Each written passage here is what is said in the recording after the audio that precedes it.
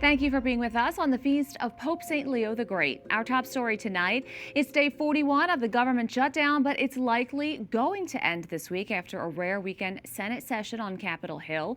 Late last night, senators moved forward on a stopgap funding bill to reopen the government through the end of January, combined with 3 other bills to fund certain government departments through 2026. Let's check in with Capitol Hill correspondent Erik Rosales, who joins us to break it all down. Erik.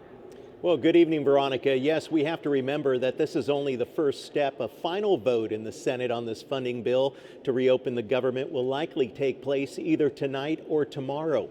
It would then move over to the House, and if passed there, then it would move on to the president's desk possibly by Friday or this weekend. So that's definitely good news to the millions of people out there who are not receiving a paycheck right now.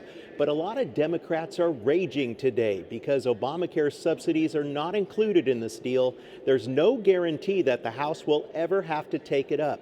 The 8 Democrats, several set to retire, who broke with their party to vote to end the shutdown, claim that their party's strategy wasn't working and it was time. I understand that not all of my Democratic colleagues are satisfied with this agreement, but waiting another week or another month wouldn't deliver a better outcome. I expect Republicans to be at the table in the next few weeks. I expect the White House to be at the table. And if they do choose not to come to the table, they can own the disastrous premium increases that will continue to rise. Here are the major points of the stopgap funding bill. The entire government funded until January 30th, 2026. That includes government workers. It also funds the Department of Agriculture, including SNAP and WIC programs, veteran benefits, military pay, and contractors for all of 2026. And it also reverses mass firings of federal workers during the shutdown and bars future layoffs through January 30th of next year. Democrat Senator Tim Kaine of Virginia, who crossed party lines, tells me the deal is good for his state's nearly 1 million federal workers and military personnel.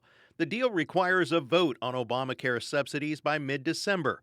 Senator Kaine adds it now puts the pressure on Republicans to deal with health care. If they don't fix this, here's my prediction. They're going to look at last Tuesday's election as a good night compared to what they're going to see next year. Speaker Mike Johnson says he's thankful a group of Democrats came to their senses. After 40 days of wandering in the wilderness and making the American people suffer needlessly, some Senate Democrats finally have stepped forward to end the pain. It appears to us this morning that our long national nightmare is finally coming to an end. House Democratic leader Hakeem Jeffries says millions will still be forced to pay astronomical amounts for their Obamacare premiums. We're not going to support partisan Republican spending bill that continues to gut the health care of the American people. And we're going to continue the fight to extend the Affordable Care Act tax credits.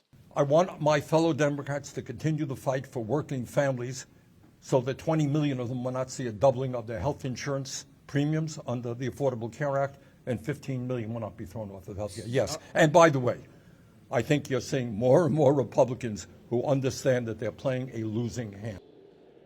It is important to note that Speaker Mike Johnson said that he would not commit to holding a vote on Obamacare subsidies, and many Republican fiscal hawks over in the House, well, they say it's a non-starter. So even if the Senate does vote on the bill to bring it before December, it could sit in the House graveyard forever.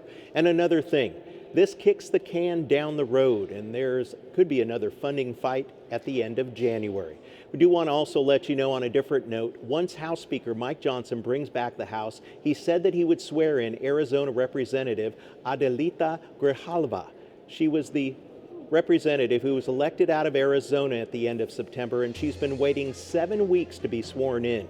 She will also be the 218th signature needed to force a House to release the Jeffrey Epstein files. So we'll continue to watch that.